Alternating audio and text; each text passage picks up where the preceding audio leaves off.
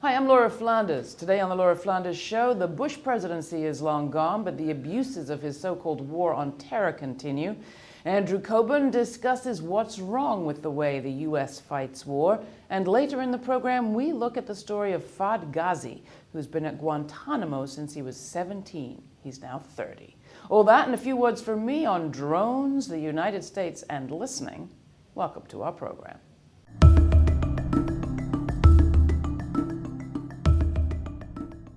Is drone warfare here to stay? It's one of the few things Republicans and Democrats seem to agree on.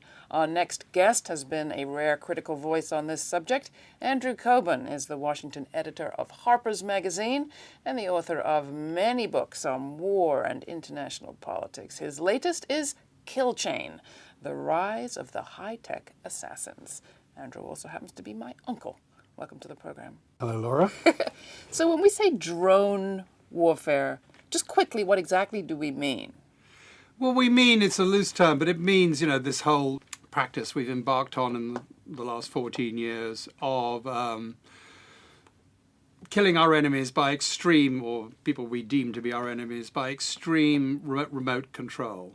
Basically these planes, which are, sort of giant model airplanes, and we've devised means, which I must say are quite impressive, of controlling them from a large distance, like 12,000 miles, and seeing more or less what they see, receiving pictures from what they see, and using that to target people on the ground and fire missiles at them. And how many drone attacks have we had so far this year, say, or the latest data you have? Not that many, actually. Things are wound down a little. Quite a few we don't know about in Syria, but otherwise it's been like 4 or 5 in Pakistan and another 3 or 4 in Yemen and a few in Somalia. But more under this president than anyone before. Oh, absolutely, yeah. No. In fact, George Bush, let's hear it for George Bush. He was actually quite restrained in his use of deployment of drone assassination because he preferred to capture people and torture them. But chacun son goût.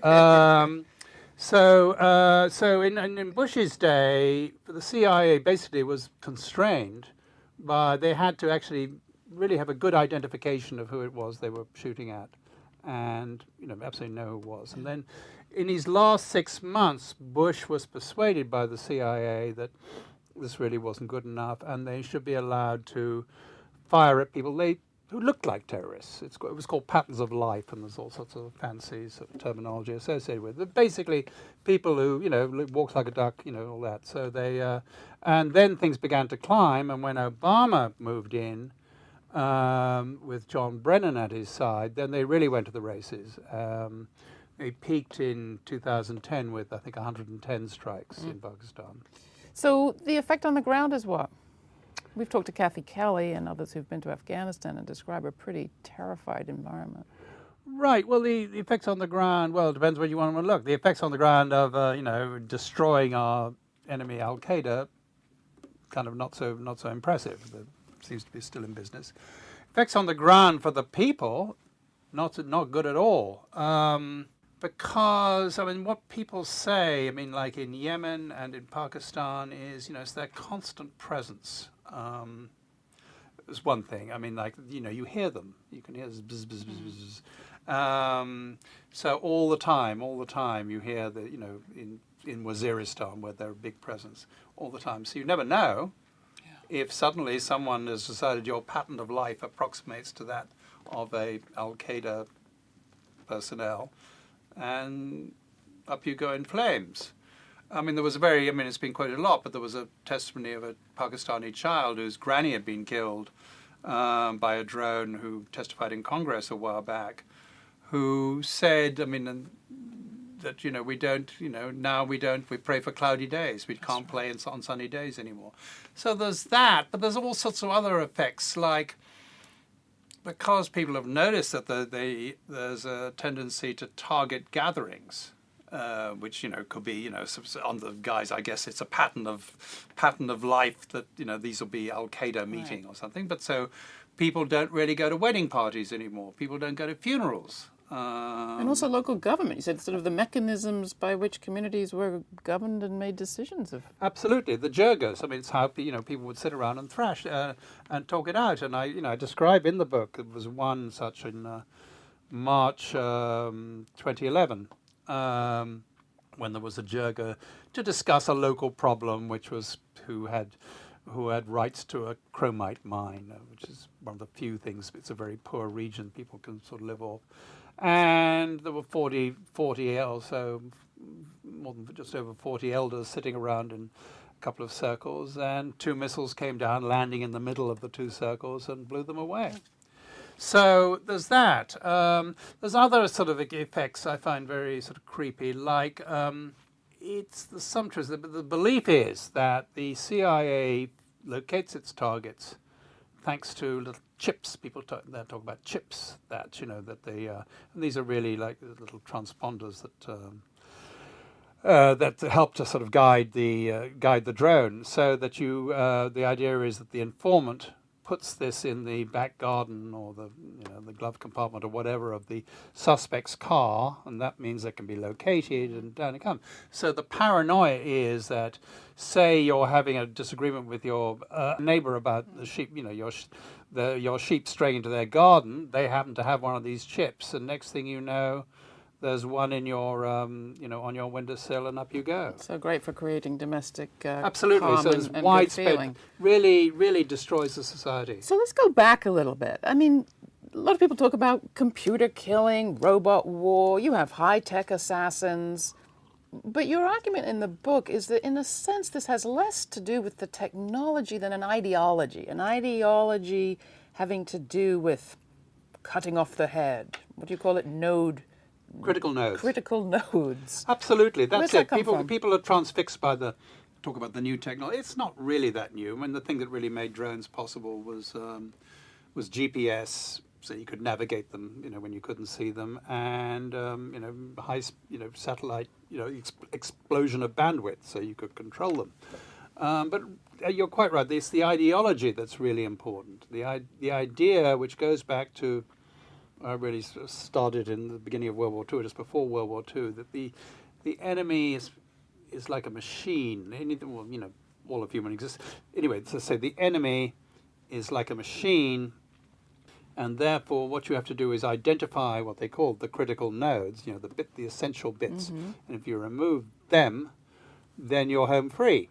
So the beginning of just before World War II, the Army Air Force, as it then was, they, after much research, they identified 154 targets in Nazi Germany, which they said were absolutely key to the functioning of the German war machine. And they proposed to destroy those with their new high-tech, super accurate, precise bomb sight mechanisms. And once they'd done that, the war would be over because the Germans would collapse. And, and of course, that didn't happen. As we know, the list expanded to hundreds, thousands, tens of thousands, hundreds of thousands of targets. In fact, without real effect in winning the war. But that ideology became ingrained, and it's really the same one we have today, where if you get the Mr. Big in the whatever terrorist group you're thinking about, then all else will follow. They'll fall apart. The drug war played a role in it too, which I didn't know until I read your book. Absolutely. In the beginning, in the early 90s, the Drug Enforcement Administration, the DEA, which up to that point had been like kind of the poor stepchild of law and national security, law enforcement, treated with derision, treated like dirt by the FBI and the other big guys, the CIA. They had a new, rather smart administrator, a lawyer called Bonner, who figured out, he adopted what he called the kingpin strategy. He said, no more are we going to sort of sit around and try and capture big consignments of drugs coming to this country, or even small consignments. We're going to go after the kingpins, the masterminds of particularly the Colombian cocaine cartels, who are supervising these nefarious operations, and we'll get them, and by implicitly, good things will follow, like we'll be achieving our mission, which of course was to presumably reduce the supply of drugs into this country. So why doesn't it work? I mean, it sounds like it should work. You cut off the kingpin, the machine falls apart. That's what everyone who listened to Bonner thought. Not so. It turned out that when you remove the kingpin, Well, it turned out what happened, people began to notice, someone noticed, that while all this was going on, the supply of cocaine, in one case, this country was steadily increasing. How so? Well, after a bit of reflection, it became apparent that if you remove, say, what cartels do is control price and supplies to make more money for the cartel. So if you remove the head of the cartel, what do you get? You get two cartels, or and then four, and then six, and then as the thing starts to fall apart, and you get competition as each surviving faction looks to gain market share and increases supply and lowers prices. So that's what happened. So the exact opposite of what was the goal. There's that, and then there's also, isn't this stuff all supposed to be illegal? I mean, not only does it not work, but it's supposed to be illegal, isn't it? Isn't there a law against political assassination? Executive Order 11, whatever it is. Anyway, they first brought in by Ford after the scandals of the Watergate era, when it turned out the CIA had been sort of running a murder inc. around the place. And there was announced there was a ban, the United States will henceforth, no one shall engage in assassination. And that's still proclaimed. That's our policy. No assassination. Well, very simple to get around that one. You just call it something else. And in fact, even within a few years, they were sort of finding wriggle room. The Israelis had a good name for it. Well, the Israelis, I say, they were actually ahead of us in euphemism. Why am I not surprised? Because they called it, we called it, we settled on targeted killing. No assassination, just targeted killing. But the Israelis, they had called it targeted killing, and then an attorney general in Israel thought this sort of sounded bad, so he decreed that from now on it should be called focused prevention. We're not assassinating people, we're just focusing prevention or whatever. So, and they, of course, in other ways, have been a huge influence on the American program. Well, there's so much disturbing about what you've just said, about everything that you've just said. Sorry. But I do have to try to get my head around how it continued to be not effective, not legal, possibly counterproductive, nonetheless the most successfully growing aspect of our military strategy. You left out profitable. Because this, by a funny, not so coincidence, I don't think, this strategy, this ideology, brings all various things, attractive things in its train, which is, it requires a lot of investment. Not just the drones themselves, which, contrary to what they like to say, are actually quite expensive once you lump everything in, but this whole vast system of command and control, the whole huge, you get huge bureaucratic empires, there's the Air Force as a thing. Now, you used to call it just intelligence, and they had reconnaissance. Now there's a vast sort of Air Force bureaucracy called ISR, Intelligence, Surveillance and Reconnaissance, with thousands and thousands of people looking at video screens all day long. So there's that. The CIA, it gave a whole new lease of life to the CIA, who had, messed up beyond belief. The counterterrorism terrorist experts, so-called, had sort of blown 9/11. And they found a new lease of life, not just in counterterrorism generally, but in the drone program. There's a whole career track now at the CIA of targeter, where you can spend your entire career sort of looking for people to kill and sort of figuring out how to get them. So you now have the military and the CIA doing it, which suggests competition. Right, they competed. Well, in a way, they divided up, the market was divided up between them largely. The CIA had Pakistan, the military had Afghanistan, the military had Somalia, and they shared Yemen for a while. So you could be potted by either a CIA or a joint, special forces drone. Now, this is all assuming the drones actually work. You started by saying they don't work very well. You can't see well, that in terms of like with the drug war, they don't achieve their stated objective. Just as in the drug war, we had the kingpins, which actually increased the supply of drugs. Turns out with assassination, I don't want to confine this to drones. I'll get into the particular deficiencies of drones in a second, but with the assassination program, it turns out again to have precisely the opposite of the purported, officially intended effect, because, and someone actually did a study of this in Iraq in an intelligence cell. They took a list of 200 people. 200 insurgent or IED cell leaders, they were called, who they'd killed in the previous 4 or 5 months. And then they looked to see what happened then. Obviously, the idea would be you kill the leader, things get better for you. The enemy gives up, life becomes quiet. Not a bit of it. They found out that on average, and this was like this wasn't just seat of the pants stuff, these very precisely studied. They looked to see what had happened. They compared the number of attacks on American local units in the 30 days before they'd got the leader and the 30 days after. And it turned out that attacks went up immediately by 40%. And then sort of that was after 3 days, after 5 days, they were up sort of 20%. Then it sort of tailed back to normal, which was the way it had been before. I read the end of your book where you put out a hypothesis that I don't think you totally get behind, but the hypothesis that there might even be an intention behind making the Taliban more cruel, more crazy, more maniacal. Have you revisited that in the light of ISIS? Is there any Well, we've had some disturbing revelations that they recently that, or confirmations, I should say, really, that, ISIS, the growth and prosperity of ISIS was certainly the plan in Syria. They thought it was this sort of mad desire to get rid of Assad. I don't know. The story you're alluding to, it really, if I can tell it very quickly, back in 2008, the U.S. military thought the U.S. thought it had won a great victory in Iraq. The surge had worked. They'd beaten Al-Qaeda, and everything was great, and they could come home. Well, not come home, but go on to Afghanistan. Then they had the Taliban. They were thinking this was definitely the plan. They said, "Well, why did we do so well in Afghanistan? We're in Iraq." Well, really, it was because Al-Qaeda, by being so horrible and brutal and vicious, had alienated the Sunni population.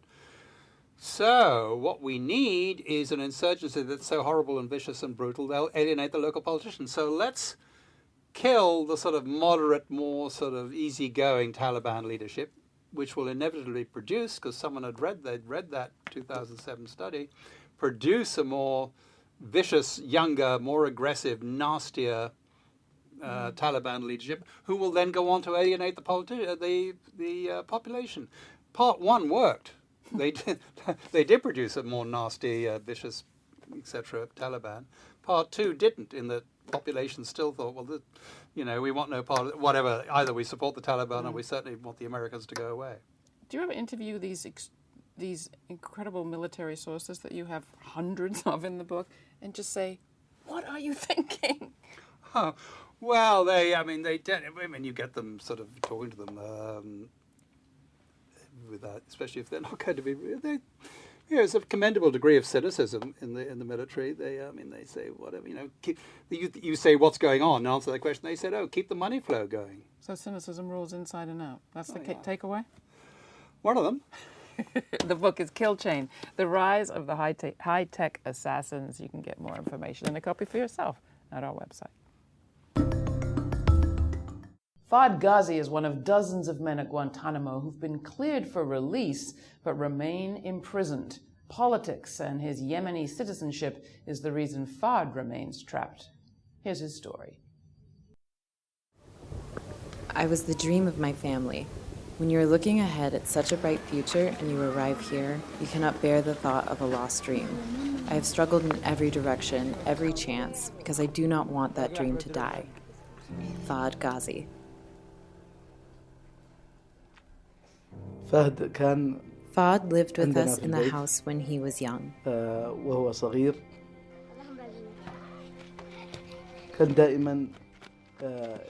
He used to always go out on the street and play with the other young boys. Fahd's textbooks of the last year of secondary school that he used to study have never been moved. They are still in the Diwan, the same place where he used to do his homework. We left them there so they can always serve as a reminder. Whenever we enter that place, we see those books and remember Fahd. When my brother left, we did not hear anything from him. For about 2 months, no phone calls and no letters. لا اتصال ولا رسالة. When my brother Fahd sent us a letter from there, it was the first time I ever heard of a place called Guantanamo.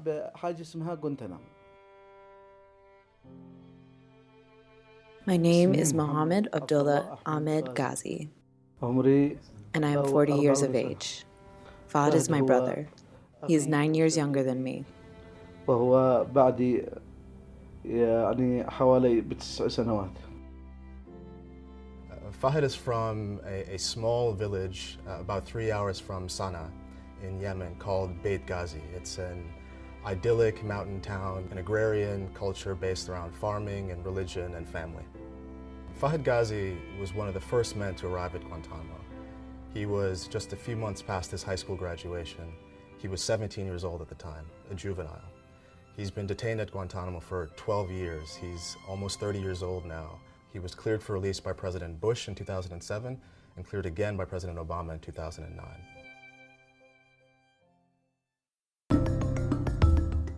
That was an excerpt from the short film Waiting for Fahd, produced by our friends at the Center for Constitutional Rights. You can see more of that story at our website or at ccrjustice.org. Almost a year after the re-election of Barack Obama, Florida Congressman Alan Grayson decided to hold a hearing. The number of drone attacks was going up, not down. Sparse news reports, mostly from military sources, weren't making much of an impact. In October 2013, then, Grayson decided to invite a Pakistani family who'd experienced an attack themselves to Capitol Hill to testify. On October 29th, Rafiqul Rehman and his family came to Washington, including 13-year-old Zubair, who was gravely hurt in the U.S. attack. Zubair had been reluctant to make the journey for fear he wouldn't be welcomed in the USA, but the strike that maimed him also killed his beloved grandmother. So welcomed or not, he decided it was important to come and tell the story. Quote, "My grandmother and I used to share a love of bright blue skies," he began. The sky in their village was particularly blue October 24th, 2012, the day before Eid, the biggest festival of the year. Zubair and his grandmother were finishing their work in the fields before celebrating began. He said they could see and hear a drone hovering over their heads, but they didn't worry. Quote, "Why would I worry? Neither my grandmother nor I were militants." When the drone fired the first time, the whole ground shook and black smoke rose up, he said. We ran. But several minutes later, the drone fired again. He spent Eid in agony in the hospital, as it turned out. It would take his family months to save up the money for the care that was ultimately able to remove the shrapnel from his injured leg. The drone killed his grandmother in front of him. As Zubair told the legislators, "I no longer love blue skies. In fact, I now prefer gray skies. The drones do not fly when the skies are gray, and for a short period of time, the mental tension and fear eases. I know that Americans think that drones are the answer," he continued. "I wish they could understand how I and other children in my community see drones. We used to play outside all the time. Now people are afraid to even leave their houses. Children have stopped going to the few schools that exist. Education isn't possible as long as drones circle overhead. I hope that by telling you about my village of my grandmother, I can convince you that drones are not the answer," concluded Zubair. "More importantly, I hope I can return home with a message that Americans listened, that America's not just drones that terrorize us from above, but a country that listens, and maybe, just maybe, America may soon stop the drones." Was Zubair's trip worth it? Is anybody listening? It's been almost 2 years. What message do you think is getting to his village? Write to me and tell me what you think. Laura@grittv.org. And thanks.